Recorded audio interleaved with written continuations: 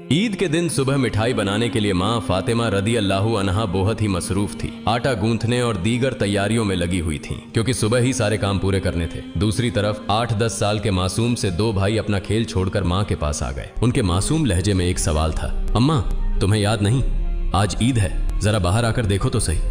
मोहल्ले के लड़के लड़कियां नए नए कपड़े पहनकर कितना खुश हो रहे हैं और हम दोनों ने तो अभी तक नए कपड़े भी नहीं पहने। क्या इसका मतलब यह है कि हम आज ईद नहीं मनाएंगे? थोड़ी देर बाद वे फिर कहने लगे, अम्मा जल्दी से हमारे नए कपड़े पहना दो, हम भी उनके साथ खेलते खेलते ईदगाह जाना चाहते हैं। जब अब्बू आएंगे तो उन्हें हमारे साथ भेज देना, हम उनके साथ वापस लौट आएंगे। माँ ने बच्चों के सिर पर मोहब्बत भरा हाथ फेरा, उनके माथे को चूमा और बोली, अभी ईदगाह जाने में काफी वक्त है बेटा, तुम लोग बाहर जाकर थोड़ा घूम फिर आओ, फिर मैं तुम्हें नए कपड़े पहना दूंगी। हो सकता है तब तक तुम्हारे अब्बू भी आ जाएं, शायद वह तुम्हारे लिए नए कपड़े लेकर आएं, तब मैं तुम्हें नए कपड़े पहना दूंगी और तुम अपने अब्बू के साथ ईदगाह चले जाना। अब जाओ बेटा, बाहर जाकर थोड़ा खेलो, इस बीच मैं अपने काम निपटा लूं। दोनों भाई बोले, जी अम्मा। फिर छोटा भाई अचानक सवाल करने लगा, अम्मा क्या अब्बू हमारे लिए नए कपड़े लेने गए हैं? माँ ने दोनों बच्चों को अपने गले से लगा लिया, उनके माथे पर प्यार से चूमा और अपने दिल के आंसू पोंछते हुए हंसकर कहा, हाँ बेटा तुम्हारे लिए नए कपड़े आएंगे, तुम्हें जरूर पहनाऊंगी, अब तुम लोग बाहर जाकर खेलो, सब ठीक हो जाएगा। माँ ने अपने रब पर यकीन करके अपने बच्चों को दिलासा दिया। दोनों भाई खुशी खुशी बाहर चले गए। माँ ने अपने आंचल से आंसू पोंछे और मजबूरी में अपने काम में दोबारा मशगूल हो गई। कुछ देर बाद दोनों भाई फिर रोते हुए घर लौट आए। उन्होंने कहा, अम्मा वे लोग हमें अपने नए कपड़े दिखाकर चिढ़ा रहे हैं। वे कहते हैं, देखो तुम्हारे पास हमारे जैसे नए कपड़े नहीं हैं, अगर होते तो तुम इन्हें जरूर पहनते। वे कहते हैं कि हमारे अब्बू कैसे हैं जो ईद के दिन भी हमारे लिए नए कपड़े नहीं लाए। वे हमें ईदगाह चलने को कह रहे हैं और बोल रहे हैं जल्दी से नए कपड़े पहनकर आओ, अगर आना है। वे खजूर के पेड़ के नीचे खड़े हैं और तब तक हमारा इंतजार करेंगे जब तक हम नए कपड़े पहनकर उनके साथ न चले। अम्मा अब्बू अभी तक क्यों नहीं आए? अम्मी हमें जल्दी से नए कपड़े पहना दो ताकि हम आपके साथ ईदगाह जा सकें। मासूम बच्चों की इस गुजारिश को सुनकर अम्मी अपने जज्बातों पर काबू नहीं रख सकी। आंसू रोकना उनके लिए बड़ा मुश्किल हो गया, लेकिन बच्चे अम्मी को मजबूती से गले लगाकर खामोशी से उनकी ओर देख रहे थे। सब्र खो चुकी अम्मी अपने बच्चों को अपने सीने से लगाकर सिसक सिसक कर रोने लगी। कुछ ही पल में खुद को संभालते हुए अम्मी ने आंसू पोंछे और चेहरे पर जबरन एक हल्की मुस्कान लाते हुए बोली, अभी ईदगाह जाने का वक्त नहीं हुआ है। बेटा तुम लोग इतनी जल्दी क्यों कर रहे हो? नमाज के लिए अभी काफी वक्त है। इस दौरान बाहर जाकर थोड़ा घूम फिर आओ और देखो तुम्हारे अब्बू कहाँ हैं, उन्हें ढूंढ कर ले आओ। तब तक मैं अपना बाकी काम निपटा लेती हूँ, थोड़ा सा ही काम बचा है। अगर तुम्हारे अब्बू नए कपड़े लाते हैं तो मैं तुम्हें बहुत खूबसूरती से तैयार कर दूंगी, फिर तुम मिठाई खाकर अपने अब्बू के साथ ईदगाह जाओगे, ठीक है? दोनों भाइयों ने कहा, जी अम्मी। अम्मी ने अपने दिल को मजबूत करते हुए बच्चों को तसल्ली दी, लेकिन जैसे ही उन्होंने बच्चों के मासूम चेहरों की तरफ देखा, उनकी आंखों में आंसुओं का सैलाब उमड़ पड़ा। बच्चों को अपनी हालत का अंदाजा न हो, इस डर से अम्मी एक कमरे से दूसरे कमरे में जाती रहीं। इधर दोनों मासूम भाई परेशान होकर अम्मी अम्मी कहते हुए अम्मी के पास आए। उन्होंने कहा,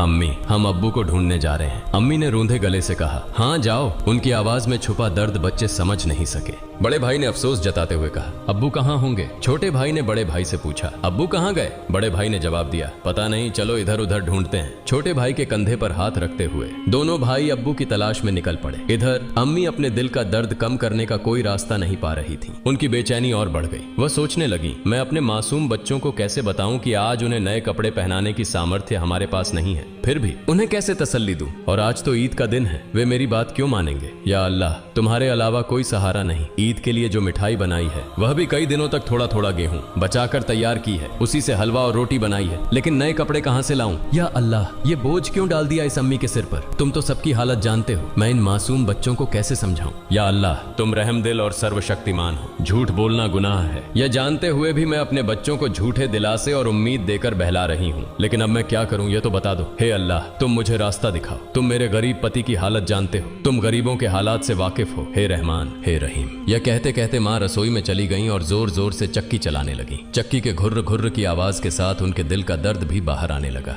आंसू पोंछते हुए भले ही मिठाई बनाने का काम तेजी से चल रहा था, लेकिन जैसे ही यह काम पूरा होने को आया, एक और मुश्किल सामने खड़ी हो गई। तभी अम्मा अम्मा कहते हुए दो मासूम बच्चे हांफते हांफते माँ के पास आकर खड़े हो गए। माँ ने कहा, बोलो बेटा क्या बात है? माँ ने अपनी इच्छाओं और आराम को हमेशा पति की गरीबी को देखकर दबा कर रखा था। वह थोड़े में ही खुश रहती थी, लेकिन आज मासूम बच्चों की छोटी सी ख्वाहिश ने उनके धैर्य को तोड़ दिया। उन्होंने खुद को संभालते हुए बच्चों को गोद में उठा लिया, मुस्कुराने की कोशिश की, उनके माथे पर चुंबन किया और कहा, बोलो बेटा क्या कहना है? दोनों बच्चों ने हाथों से से अपनी आंखें मसलना शुरू कर दिया। यह देखकर छोटे भाई ने भी बड़े भाई की नकल कर ली। माँ ने कहा, देखो बेटा, तुम्हारे अब्बा सही समय पर आ जाएंगे। मैं देखो यहाँ तुम्हारे लिए मिठाई बना रही हूँ, तुम मिठाई खाकर ईदगाह जाना, थोड़ा सब्र करो, बस थोड़ी ही देर और। उन्होंने बच्चों को सीने से लगा लिया, उन्हें प्यार से समझाया और कहा, थोड़ा इंतजार करो बेटा, मिठाई अभी तैयार हो जाएगी। छोटे भाई ने आंखें मसलते हुए अचानक पूछा, लेकिन हमारे नए कपड़े अम्मा? यह सुनते ही माँ चौंक गई, जल्दी से बोली, अरे बेटा ऐसा करते हैं, तुम लोग जाकर पहले नहाओ, अभी तक नहाए भी नहीं हो। दोनों भाइयों ने एक साथ कहा, नहीं अम्मा, अभी तक नहीं नहाए। माँ के लिए मासूम बच्चों से छल करना बहुत दर्दनाक था। उनका दिल अंदर ही अंदर जल रहा था, लेकिन उन्होंने हंसते हुए कहा, बेटा बिना नहाए क्या कोई ईदगाह जाता है? जाओ जल्दी से नहाओ, फिर सब तैयार हो जाएगा। दोनों भाइयों ने कहा, ठीक है अम्मा, हम अभी जाकर नहा लेते हैं, आप सब कुछ तैयार रखना, हम जल्दी से आ जाते हैं। दोनों खुशी खुशी नाचते हुए बाहर निकल गए। माँ ने दुआ की, जाओ बेटा, अल्लाह हाफिज।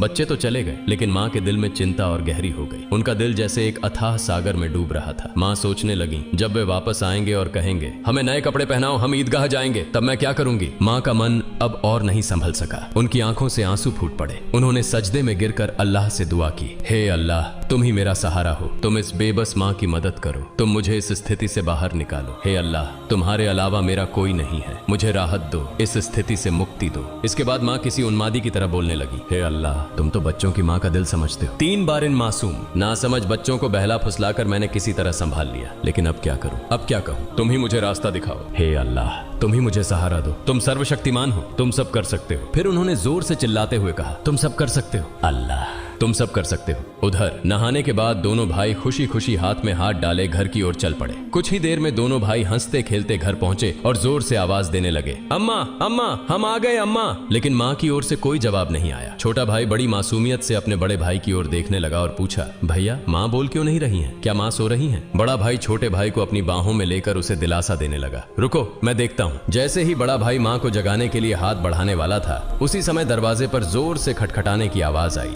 बड़े भाई ने डरते हुए पूछा, कौन है बाहर? बाहर से कोई जवाब नहीं आया। दोनों भाई चकित होकर एक दूसरे की ओर देखने लगे। छोटा भाई डर के मारे बड़े भाई से चिपक गया। तभी फिर से दरवाजे पर जोर से खटखटाने की आवाज हुई। डर और घबराहट से दोनों भाई चिल्ला पड़े, अम्मा अम्मा, बाहर कौन है? लेकिन माँ की ओर से कोई आवाज नहीं आई। फिर दरवाजे पर खटखटाने की आवाज के साथ कुछ भारी खड़खड़ाने की आवाज सुनाई दी। दोनों भाई डर गए। उन्हें पता था कि अगर कोई रिश्तेदार, परिवार का सदस्य या पड़ोसी घर पर आता है तो वह हमेशा सलाम करता है, लेकिन ये सब कुछ उल्टा हो रहा था। बड़े भाई ने छोटे भाई को और कसकर गले लगाते हुए कहा, मुझे समझ नहीं आ रहा ये क्या हो रहा है, माँ भी कुछ बोल नहीं रही हैं। डरते डरते दोनों भाई दरवाजे के पास गए। जैसे ही वे वहां पहुंचे, बाहर से फिर से खटखटाने की आवाज आई। दोनों भाई थोड़ा पीछे हटे और जोर से चिल्लाकर पूछा, कौन है दरवाजे पर? बाहर से आवाज आई, मैं दर्जी हूँ, दरवाजा खोलो। दोनों भाई हैरान रह गए। उन्होंने पूछा, दर्जी आप यहाँ क्यों? बाहर से आवाज आई, हाँ मैं दर्जी हूँ, दरवाजा खोलो, मैं तुम्हारे लिए नए कपड़े लेकर आया हूँ, इन्हें ले लो। जैसे ही यह बात सुनी, दोनों भाइयों ने जल्दी से दरवाजे की कुंडी खोली। सामने एक व्यक्ति नए कपड़ों के गट्ठर के साथ खड़ा था। दोनों भाई एक पल के लिए हैरान रह गए।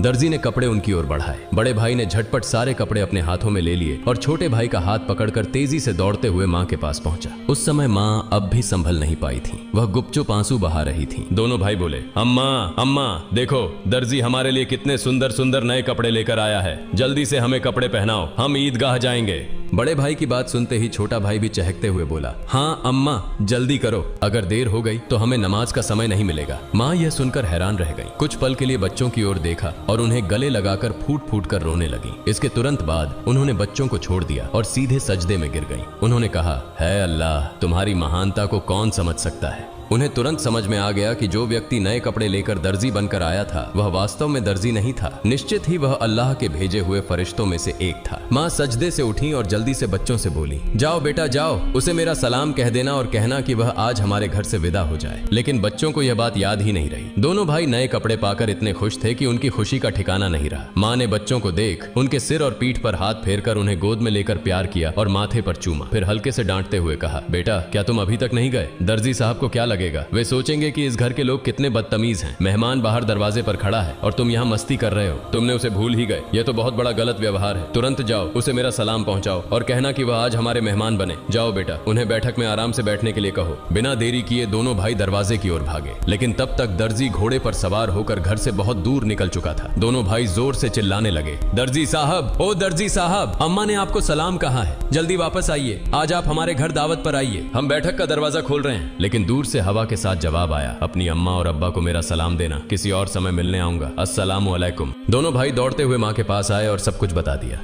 बोले, दर्जी साहब ने तुम्हें और अब्बा को सलाम कहा है, वह घोड़े पर सवार होकर उस तरफ जा रहे हैं, जल्दी आओ। माँ, उन्हें देखोगी ना? जल्दी करो और खिड़की से देख लो। जल्दी आओ। माँ, अगर देर करोगी तो उन्हें फिर नहीं देख पाओगी। दर्जी साहब कितने खूबसूरत लगते हैं, आओ ना। माँ ने बच्चों की बात सुनकर खिड़की के पास आकर खड़ी हुई और बाहर की ओर देखा। उन्होंने देखा एक तेजस्वी पुरुष नजर आया। वह आकाश की ओर उड़ते जा रहे थे और उनके शरीर की चमक चारों ओर फैली हुई थी। उनकी रोशनी सूर्य की किरणों को भी फीका कर रही थी। मां तन्मय होकर यह सब देख रही थी। अचानक वह पुरुष घोड़े सहित कहीं अदृश्य हो गए। उन्हें अब और नहीं देखा जा सकता था। इतने में दोनों भाई जोर से चिल्लाकर बोले, अम्मा, अम्मा देखो, वो रहे अब्बा, दूर से आ रहे हैं। वह मां ने बच्चों को लेकर अंदर कमरे में ले गईं और उनके शरीर पर नए कपड़े पहनाने लगी। उसकी आंखों से खुशी के आंसू बह रहे थे। दोनों भाइयों ने हैरानी से पूछा, अम्मा, अम्मा, तुम क्यों रो रही हो? मां ने कहा, बेटा मैं क्यों रो रही हूँ यह तुम अभी नहीं समझोगे। तुम्हारी उम्र अभी इतनी नहीं हुई है, लेकिन आज से यह बात याद रखना, एक पल के लिए भी अल्लाह ताला को भूलना मत। अल्लाह को हमेशा याद रखना। जो हमेशा अल्लाह को याद रखता है वह कभी भी मुसीबत में नहीं पड़ेगा। अगर तुम इस छोटी सी बात को हमेशा अपने दिल में बसा लोगे और जिंदगी भर अल्लाह को नहीं भूलोगे तो देखोगे कि अल्लाह हमेशा तुम्हारी मदद करेगा। वह कभी तुम्हें कठिनाइयों में नहीं डालेगा। माँ अपने बच्चों को यही नसीहत दे रही थी और साथ ही उन्हें नए कपड़े पहना रही थी। जब बच्चों को सजाने का काम पूरा हो गया तो मां ने सुरमे का डिब्बा लाकर छोटे बेटे की आंखों में सुरमा लगाया। बड़े बेटे की आंखों में सुरमा लगाते ही दरवाजे के बाहर से आवाज आई, अस्सलामु अलैकुम या फातिमा तुज जहरा। अंदर से हजरत फातिमा रज़ियल्लाहु ताला अन्हा ने जवाब दिया, वालेकुम अस्सलाम या अली करीमुल्लाह। छोटा बेटा दौड़कर बाहर गया और चिल्लाने लगा, अब्बा आ गए, अब्बा आ गए।